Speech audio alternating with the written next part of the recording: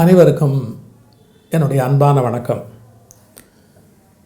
தமிழுக்கு இருக்கிற பெரிய பெருமை, சங்ககால இலக்கியத்திலேயே பெண்பால் புலவர்கள் நிறைய பேர் உண்டு.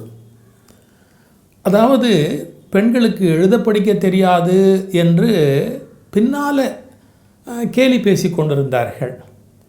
ஆனால் 2000 ஆண்டுக்கு முன்பு இருக்கிற சங்க இலக்கியத்தில் பெண்பால் புலவர்கள் பாட்டு எழுதியிருக்கிறார்கள். அது பதிவு செய்யப்பட்டிருக்கிறது. ஔவையாரை போன்ற பெரும் புலவர்கள் மன்னர்களுக்கு நீதி சொல்லியிருக்கிறார்கள். காரைக்கால் அம்மையாரை போன்ற பெண்கள் பாடலில் புதிய வகை ஒன்றை அறிமுகப்படுத்தி அதை பின்னாலே வந்த அத்தனை பேர் பின்பற்றி இருக்கிறார்கள். அதே மாதிரி வேத காலத்திலேயே ஞானமயமான சர்ச்சைகளை செய்த பெண்கள் நிறைய பேர் இருக்கிறார்கள். வேத காலத்து ரிஷிகளிலே ஆண்கள் எப்படி கொண்டாடப்படுகிறார்களோ அதுபோல கொண்டாடப்படுகிற பெண் ரிஷிகள். எனவே இது ஒரு பாரம்பரியம் உடைய ஒரு நாடு. நல்ல ஞானமயமான பெண்கள் வேத காலத்திலும், மிகச்சிறந்த ஞானசூரியனை போன்ற பெண்கள் சங்க இலக்கியத்திலும் பார்த்து அறிவார்ந்த, திறமை வாய்ந்த, தலைமை தாங்குகிற பெண்கள் வாழ்ந்திருக்கிறார்கள், வாழ்ந்து கொண்டிருக்கிறார்கள். அப்படிப்பட்ட பெண்களுடைய பாரம்பரியத்திலே மேடையிலே அண்மை காலத்தில் ஒரு ஆளுமையாக விளங்கி கொண்டிருக்கிற பெருமை மிக்கவர் என் அருமை மகள் பாரதி பாஸ்கர். வயது வித்தியாசத்தில் என் தங்கை என்று நான் அழைப்பதுதான் வழக்கம் என்றாலும், ஒரு தந்தையின் பாசத்தோடு நான் சிலரை என்னுடைய பெறா பிள்ளைகளாக கொண்டாடி கொண்டிருக்கிறேன். வேறு பல காரணங்களால் நானும் அவர்களும் ஒரே மேடையில் ஊடகங்களில் பேசுவது என்பது சிக்கலுக்குள்ளானது. இப்போதெல்லாம் ஊடகங்கள் வெறும் நாடகங்கள். ஒரு அரசியல் கட்சியில் இருக்கிற பாலிடிக்ஸை விட இலக்கிய மேடைகளில் பாலிடிக்ஸ் அதிகமாகி போன ஒரு காலம். உண்மையான திறமை, அன்பு, இதற்கான முழு வெளிப்பாட்டை இந்த காலகட்டத்தில் காண முடியாது. என்றாலும் நான் மனதளவில் மதிக்கிற ஒரு மிகச்சிறந்த இலக்கிய ஆளுமை பாரதி பாஸ்கர். பழைய இலக்கியங்கள் மட்டுமல்ல, இன்றைய குடும்ப பிரச்சனைகள் மட்டுமல்ல, கல்வி இலக்கியம் என்பது மட்டுமல்ல, நிர்வாகத்திறன், மேடை பேச்சு, மனித வள ஆற்றல், இதையெல்லாம் மிக சுலபமாக மக்கள் மனதில் கொள்ளை கொள்ளும்படியாக பேசுகிற ஒரு தனித்திறன் மிக்க ஆளுமை உடைய ஒரு பெண் பேச்சாளர் பாரதி பாஸ்கர் அவர்கள். பழமையிலே நல்ல நாட்டம், நல்ல படிப்பு, புதுமையிலே சிந்தனை, ஒரு பாரதி கனவு காணுகிற ஒரு புதுமை பெண்ணாக வலம் வந்து கொண்டிருக்கிற பேச்சாளர்கள் பாரதி பாஸ்கர், வழக்கறிஞர் சுமதி அவர்கள், பர்வீன் சுல்தானா அவர்கள். இந்த மாதிரி ஒரு தனி பாரம்பரியம். அதில் பாரதி பாஸ்கர் ஒரு ஆற்றல் வாய்ந்த ஒரு பெண்மணி.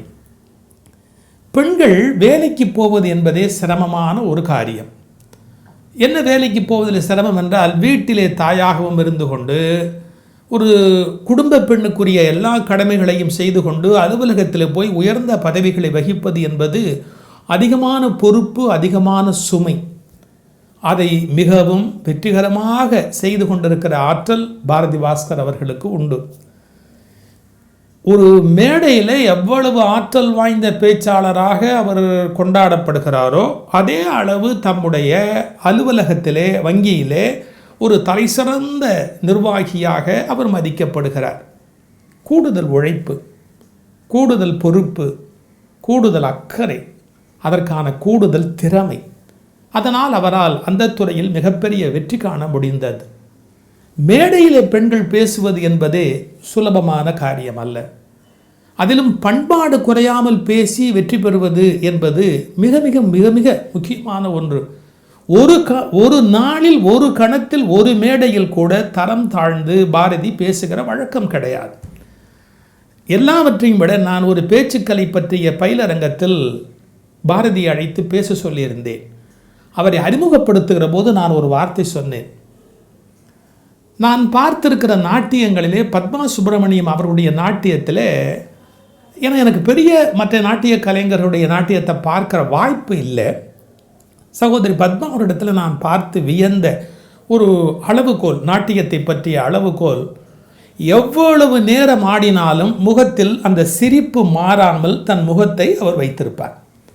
2 மணி நேரம் பரதம் ஆடுவது என்பது மூச்சிறைக்கிற விஷயம். எத்தனையோ உணர்வுகளை காட்ட வேண்டும், எத்தனையோ கரணங்களை பிடிக்க வேண்டும், எவ்வளவோ ஆட்டங்களை செய்கிற போது கூட அந்த முகத்தில் நாட்டியம் ஆடுகிறவர்கள் புன்முறுவலை இழக்கவே கூடாது. அந்த ஒரு புன்னகை எப்போதும் அந்த முகத்திலே பூத்திருக்க வேண்டும். எனக்கு தெரிஞ்சு மேடை பேச்சிலே இதே கலையை கையாளுகிறவர் பாரதி பாஸ்கர் அவர்கள். பாரதி பாஸ்கருடைய முகத்தில் அந்த புன்சிரிப்பு என்பது மாறா. எவ்வளவு சண்டை போடுவார்கள், எவ்வளவோ கருத்துக்களிலே நம்முடைய பட்டிமன்றம் ராஜா அவர்களை கேலி செய்கிற மாதிரி பேசுவார்கள். அது ஒரு நாடகம், அவர்களுக்குள் சகோதர பாசம் இருக்கிறது, அதனால் அவர்கள் விளையாடுகிறார்கள். என்றாலும் கூட கடும் கோபத்தோடு ஒன்றை சொல்லுகிற போது கூட அவர்கள் முகத்தில் அந்த புன்முறுவல் மாறியதில்லை. ஒரு பெண் பேசுகிறாள் என்கிற எச்சரிக்கை எல்லா காலத்திலும் எல்லா நேரத்திலும் அந்த பெண்ணிடத்தில் நான் கண்டு வியந்திருக்கிறேன். எப்படி காளி சிவனோடு போட்டி போடுகிற காலத்திலும் சிவபெருமான் காலை உயர்த்திய போது குழையை அணிவதற்காக காளி நாணத்தோடு மறுத்தாள் என்று இலக்கியங்களில் நாம் படிக்கிறோமே, அதுபோன்ற மேடையில் தான் ஒரு பெண் என்கின்ற அந்த முத்திரையை ஒரு காலத்திலும் பாரதி இழக்கிறதே கிடையாது. சொல்ல வேண்டிய செய்திகளை சொல்வார். கோபமாக பல செய்திகளை சொன்னாலும் அந்த புன்னகை அவர் முகத்தில் இருந்து மாறாது. அதை நான் வியந்து பாராட்டி இருக்கிறேன். அந்த சகோதரியினுடைய உடல் நலம் குறைந்தது என்ற செய்தியை கேள்விப்பட்ட போது நான் மிகுந்த வேதனை இது இயற்கை தான், உலகத்தில் என்ன வேண்டுமானாலும் நடக்கலாம் என்று அறிவுபூர்வமாக 1000 யோசித்தாலும் அவருடைய உடல்நல குறைவு ஒரு மிகப்பெரிய அதிர்ச்சியை இலக்கிய உலகத்தில் ஏற்படுத்திவிட்டது. அவர் திறமையை சொல்வதென்று சொன்னால், ஏன்னா வேறு சந்தர்ப்பங்கள் இல்லை, நான் இந்த நேரத்தில் நான் அவரை பாராட்ட வேண்டிய இடத்துல பாராட்டணும். ஜெயகாந்தனை பற்றியா, பாலகுமாரனை பற்றியா, ஜெயமோகனை பற்றியா, யாரை பற்றி இன்றைய எழுத்தாளர்களை பற்றியும் துல்லியமாக படித்துவிட்டு பேசுவார். பாரதி பற்றியா, பாரதிதாசன் பற்றியா, கம்பன் பற்றியா, சங்க இலக்கியம் பற்றியா, அதை பற்றியும் பேசுவார். ஆங்கில எழுத்தாளர்களை பற்றி பேசுவார். ஓய்வே எடுத்துக்கொள்ள வேண்டும் என்ற எண்ணம் இருப்பதில்லை. எல்லா நேரத்தையும் ஆக்குப்பைடு என்று யூடியூபிலும் இருப்பார், மேடையிலும் இருப்பார், அலுவலகத்திலும் இருப்பார், வீட்டிலும் இருப்பார் என்று ஒரு 24 மணி நேரம் சுழன்று வெரி ஆக்டிவ் பர்சனாலிட்டி. அப்பேற்பட்டவருக்கு ஒரு சோதனை என்கிற போது எங்கள் இலக்கிய குடும்பம் மனவேதனை அடைந்தது. பிரார்த்தனை செய்தோம், மருத்துவம் பலிக்க வேண்டுமே என்று வேண்டிக்கொண்டு நாங்கள் செய்த பிரார்த்தனையின் பலனாய் அவருடைய உடல் நலம் ஓரளவு தேறி இருக்கிறது. இன்னும் அவருக்கு பலம் வேண்டும், இன்னும் அவருக்கு நலம் வேண்டும். மீண்டும் மேடையில் எங்கள் பாரதியை நாங்கள் பார்க்க வேண்டும். அவர் பேச சாலமன் பாப்பையா கைகொட்டி சிரித்து மகிழ, அதற்கு ஒரு அருமையான மறுப்பை பட்டிமன்றம் ராஜா அவர்கள் வழங்க, கண்ணார நாங்கள் அந்த காட்சியினை கல்யாண மாலையில் கண்டு கழிக்க வேண்டும்.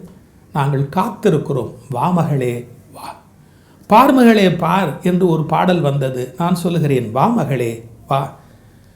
நீ இல்லாத மேடை என்பது கற்பனை கூட செய்ய முடியாதது. வந்து அந்த மேடையில் உன் சிங்காதனம் உனக்காக காத்திருக்கிறது. சிங்கப்பெண்ணே வா. நான் திருப்பாவையில் படிக்கிற போது திருப்பாவையில் அந்த பெண்களை எழுப்புவதற்கு ஆண்டாள் நாச்சியார் சொல்லுகிற சில சொற்களை படிக்கிற போது நான் உணர்ச்சி வசப்படுவது வழக்கம். பிள்ளாய் எழுந்திராய், நாயகப் பெண் பிள்ளாய், கோதூகலமுடைய பாவாய், அனந்தல் உடையாய், ஆற்ற அருங்கலமே, தேற்றமாய் வந்து திற. இன்னொரு இடத்துல நனைத்தில்லம் சேராக்கும் நற்செல்வன் தங்காய், நங்காய் எழுந்திராய், கொப்பனார்க்கு எல்லாம் கொழுந்தே, குலவிளக்கே, எம்பெருமாட்டி, யசோதா அறிவுராய். அந்த திருப்பாவையில் பெண்களை எழுப்புகிற வரிகள் வருமல்ல, அவற்றையெல்லாம் நான் உணர்ச்சி வசப்பட்டு ரசித்து படிப்பது வழக்கம். அத்தனையும் இப்போது நான் பாரதிக்கு சொல்லுகிறேன். நங்காய் எழுந்திராய், பிள்ளாய் எழுந்திராய், நாயகப் பெண் பிள்ளாய், கோதூகலமுடைய பாவாய், நனித்தில்லம் சேராக்கும் நற்செல்வன் தங்காய், எழுந்திராய், கொம்பனார்க்கு எல்லாம் கொழுந்தே என்று உன்னை வாழ்த்துகிறேன்.